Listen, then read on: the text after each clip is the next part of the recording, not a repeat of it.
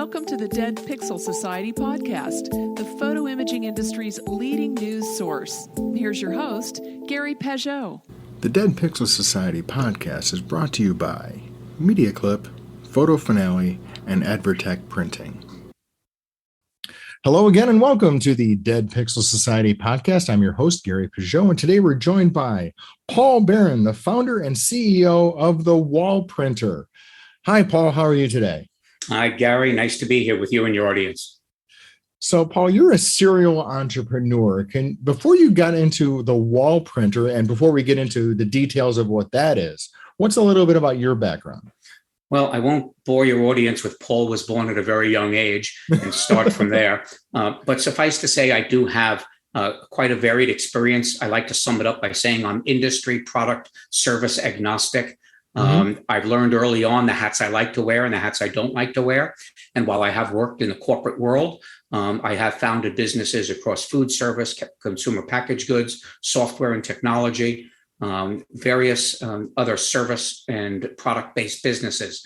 And I learned early on that what I enjoyed doing was the relationship management, identifying high-value customers, targets, vendors, strategic relationships to help grow a company from here to there.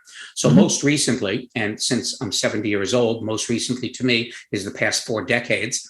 In the past 4 decades, I've taken foreign products that have either approached me or that I've identified as having low traction or no traction here in the United States and help those companies identify their audience, find their partners, grow revenue, possibly to scale, to partner, to exit. And I've done that as a hired gun. I've retired several times throughout the years. I've had my successes. I've had my, what I like to call lesser successes. We don't like to use the word failure, but there it is out there for your audience. We have those too. And again, a better term would be learning experiences for those. But here I am where following retirement about 3 years ago, continuing to look at and being approached by people who know my background, I decided I was not going to work for anybody as a hired gun anymore, which is typically what I had been doing, commission sales or some type of equity or whatever. But I said, if I'm going to do this anymore, I'm going to own the product. I'm going to find something that really knocks my socks off and fits all the boxes to become a successful growth company and help other people in their quest for independence, financial or personal, and let them help them find their passion. I found a vertical printing machine. I was approached actually by a competitor, a German manufacturer that wanted me to market their product here in the United States. And while I loved the product, found it very fascinating, had never seen anything like it before, could not work out the deal with them that I wanted, as I described to you and your audience a moment ago. And there was no equity opportunity for me. So I left them, but said, I've never seen this before. I kind of think of myself, Gary, as a consumer capitalist, whatever label you want to put on it, somebody who, if he sees something and he can afford it and he finds that it is a solution to a problem or something of interest, I'll buy it or use it.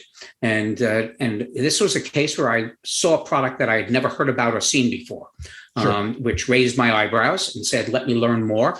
And as I did that, now, the first thing I normally do is I say to my wife from another part of the house, hey, Maureen, come here and take a look at this. Normally, when she hears me say that, rather than come to my office and see what I'm talking about, she cuts up my credit cards and hides the bank account because she says, oh, here we go again. Paul's going to invest in something crazy. I thought you retired. I thought you retired. And if not, here we go, investment in something nuts. But this time she was all in when she saw this. And so I did my homework. I found out that there were only about a half a dozen, literally a handful of manufacturers worldwide, none of them here in North America or South America, because they were based in either Germany, China, Australia, India. They hadn't come across the pond, so to speak, because the product it's a commercial printing machine that does take some hand-on training, instructions, parts, inks, everything else that goes along with the printing machines. And again, that might speak to your audience a little bit. On the other hand, this is not a photo quality $150,000 flatbed printer that prints signs and posters, the typical tools of the trade of the signage industry. It is, or photographic quality. It is near photo quality. It prints 1440 DPI, which unfortunately your audience doesn't have the benefit of video in this conversation, but they could certainly go to thewallprinter.com, and in 15 seconds you'll see what this machine does and get it. And it is just an excellent, reliable, rapid implementation of any vector digital formatted image onto any wall surface, indoors or outdoors. Wall doesn't have to be smooth. It just has to be vertical. It could be brick. It could be wood, stucco, something like that. It could be a garage door. It could be glass, tile, metal. Doesn't matter as long as it's a wall.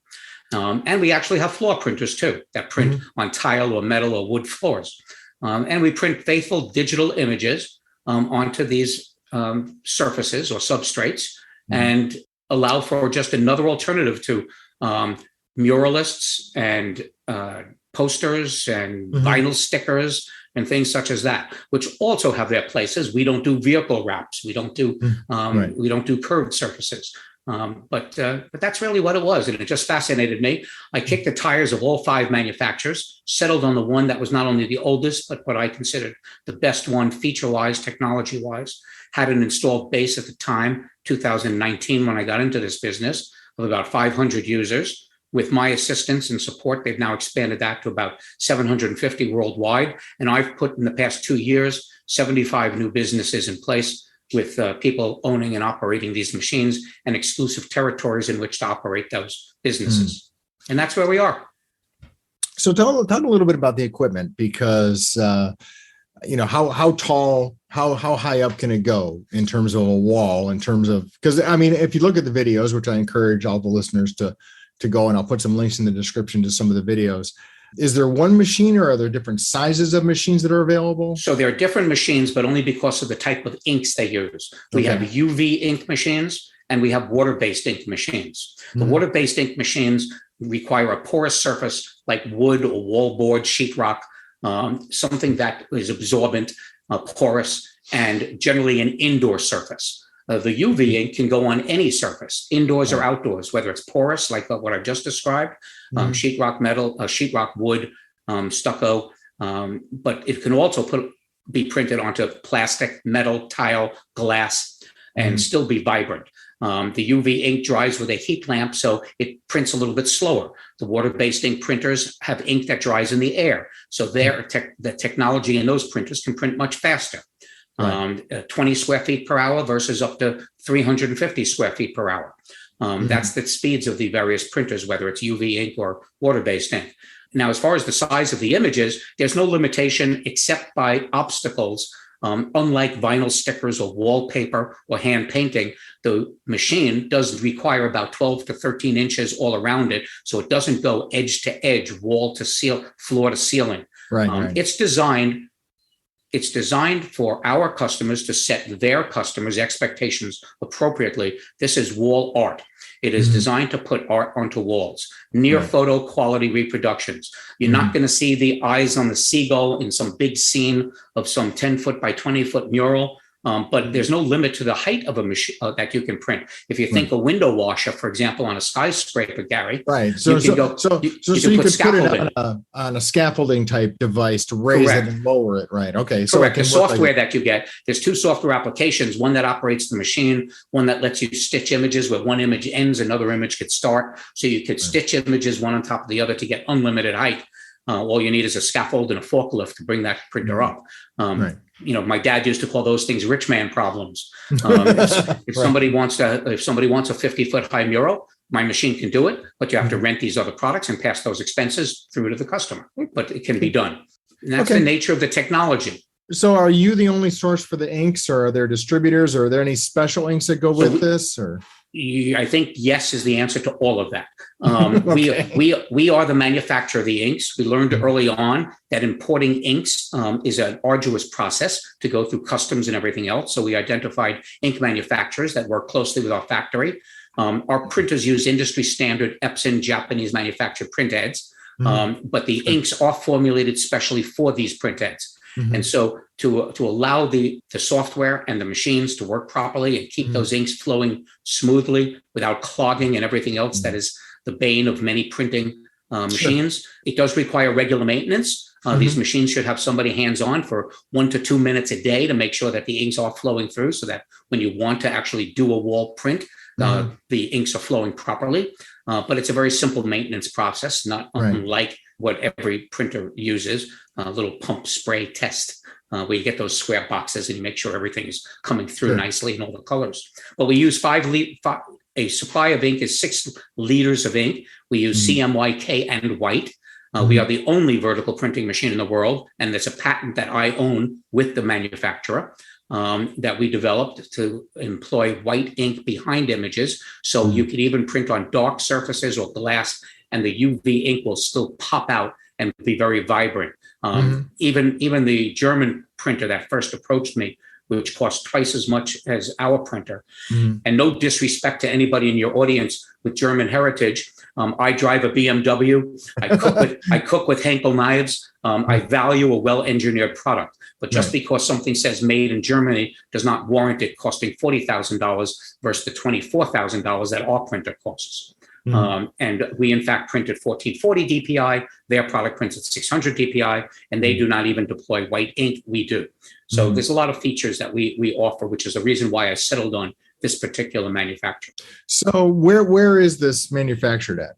We manufacture in China, but we do add, as I said, we manufacture our own inks here in the United States. Many of the computer components are here in the United States, homegrown. We add electric to it to comply with laws in Canada, the United States, and South America. Those are all my territories that I own. I own the entire Western Hemisphere for this company's products, and we add our own, not besides the technology aspects I just described, we also have translated everything to the languages of our markets, whether it be English, Spanish, Portuguese, French, Canadian, and also all the learning and training materials and instructional materials, marketing content for people to be able to populate their own social media or websites. We're not a franchise. We don't reach into people's pockets and take royalties and revenue. We don't require you. Well, you're selling them ink, so there is a recurring. But there's a recurring revenue that they need. There, obviously. That's correct. So you don't need a franchise for that. That's correct. And they don't have to. They don't have to. In fact,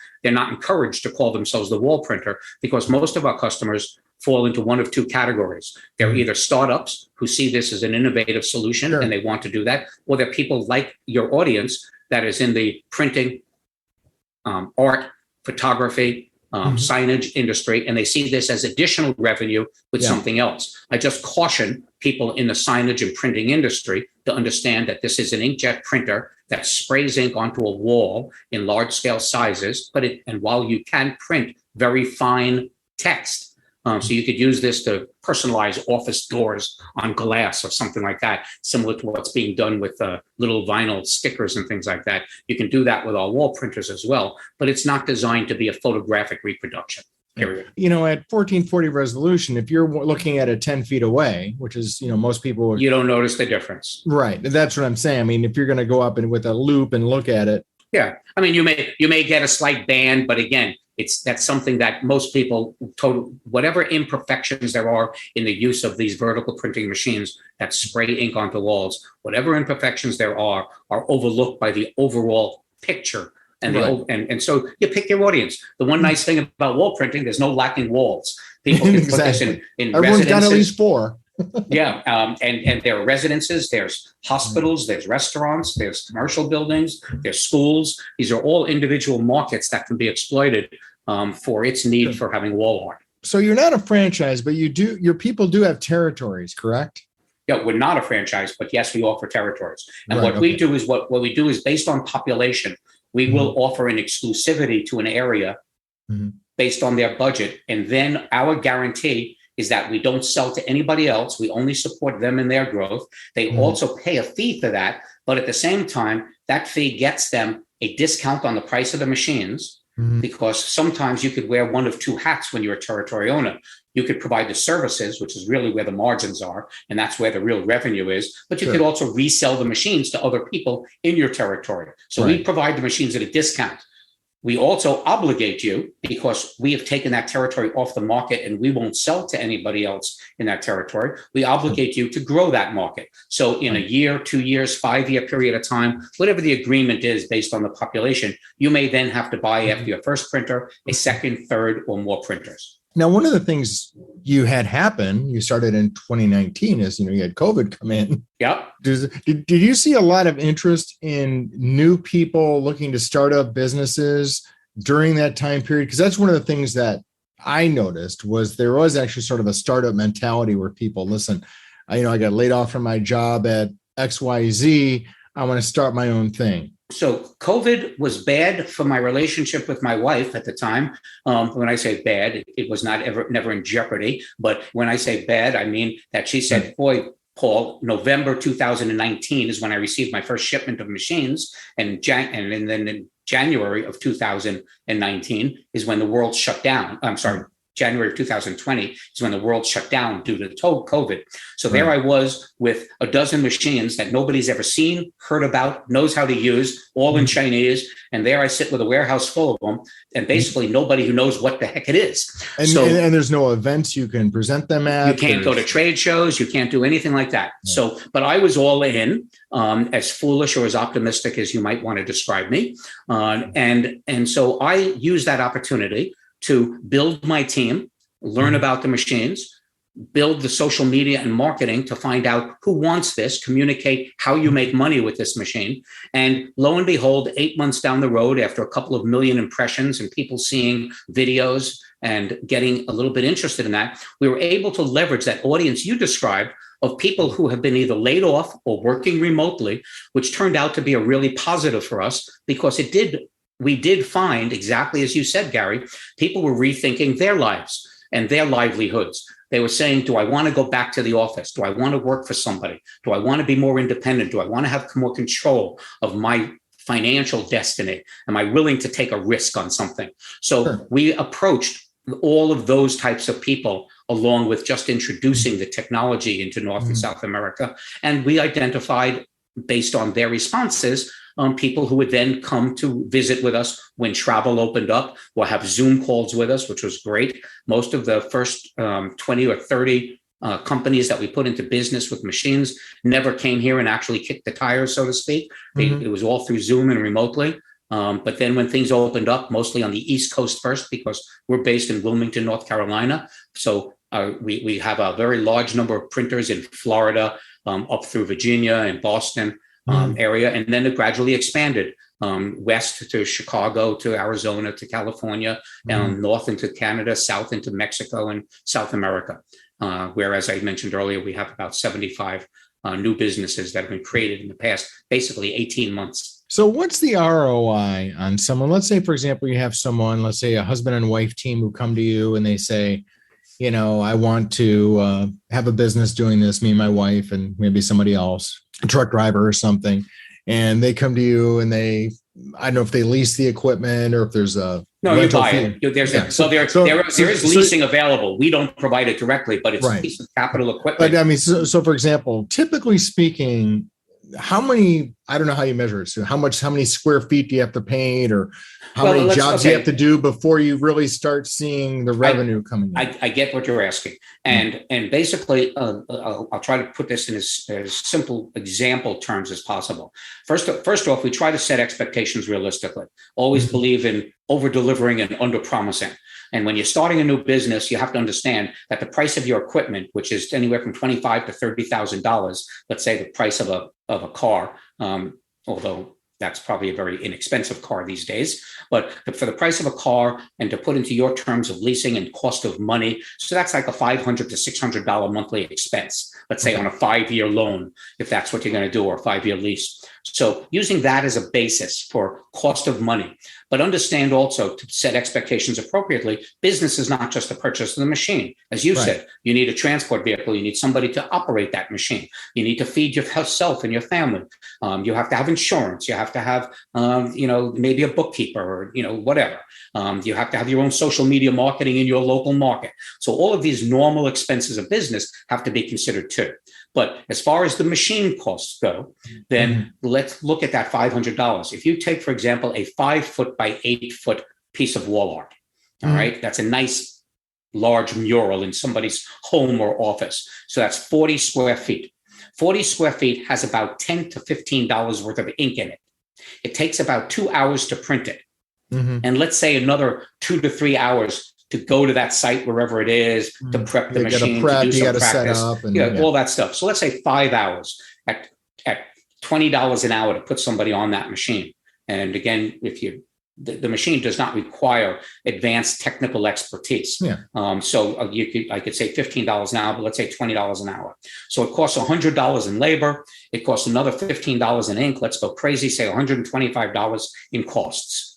Okay, $125 in costs. Typically, you're going to get minimally, and I use an example of $15 a square foot because that's what a professionally installed vinyl sticker will go for. And in fact, I know people in that industry and they're charging $20, $25 per square foot. I still can't get the screensaver on my cell phone to go on without bubbles in it. So I don't know how people put on wall size stickers without getting bubbles and lining up seams. And it's all that an art, of stuff. that's for sure. Especially like on vehicles and all that, right? It's a professional art. That's true, and they deserve what they get for it. But using that as a basis, as a comparable, if I took $20 a square foot for a 5 by 8, 40 square feet, that's an $800 return on about $125, $150 worth of expenses. Let's say there's throwing even another $50 to $100 for practicing that print before you went to that customer site and using up ink and everything else. So say $200. So now on one 5 by 8, you've gotten back a net profit of a gross profit of $600. That pays for your machine. One print like that a month pays for the machine. Now, of course, so the ROI is tremendous in the services part of this business. It's just a question of, like I said earlier, there's no lacking walls. How many walls can you do? How many printers do you want in your company to take on multiple walls, multiple jobs, and just go ahead and do this 1 day a week, 5 days a week, 7 days a week. It's really up to you. There's no limit to the revenue that you can get. So you got 75 machines in North America and South America. Are those split across about how many different companies? Because you said you have people with multiple machines. I'm just trying to get an idea how 65 companies, 65 new businesses. Okay. So there's still a lot of opportunity out there for someone who wanted to get into yeah. I mean, my business model, just to sum it up really easily, the United States has the method to my madness when I took on this business and determined that, yes, people can make money doing this, was that there's 300 million people in the United States. God willing, after COVID settles down, there'll still be 300 plus million people here. And so that's on a territory size, which our minimum territory size is a 300,000 population, because we know that will grow to 3 wall printing machines out there on the streets in a 3-year period of time. So 300,000 people, that means there's 1,000 territories that I can sell in the United States and that I can put people in business. Today, I have 65. So yes, there's a lot more upside than anything else. Right. Okay, cool. So where does someone go to get more information on either buying or leasing the machine or learning more about the company? Yeah, just go to our website, thewallprinter.com. Thewallprinter.com. And there's a contact page. You fill out a form. So we have an accurate email. We send you information. We'll arrange a Zoom call like you and I are having right now. And we'll get to know each other. We'll find out if this is something that's a fit. And then move from there. People can come and visit us. There's no charge. We'll spend a few hours with you to show you the machines, let you see them printing. I'll let you understand the technology a little bit. But understand this is less a technology business opportunity as it is a business opportunity. Right. And so we try to impress that upon people, especially those in the arts and the business. It's a complement. It gives you another way to put your art on walls or to create signage, posters, things like that. But ultimately, it's a business opportunity to either increase your revenue through alternative sources of putting art on walls, or greenfield startup opportunity for people who just want to get into something innovative and don't mind raising their hands, taking the risk, being the first kid on the block to do something. And getting their hands dirty. With our package, Gary, we even include plastic gloves for that. There you go. Well, thank you, Paul, for your time and your expertise, and best wishes for the future success of the wall printer. Thank you, Gary. I look forward to getting to know you and your audience better should they wish to reach out to us. Thank you for listening to the Dead Pixel Society podcast. Read more great stories and sign up for the newsletter at www.thedeadpixelssociety.com.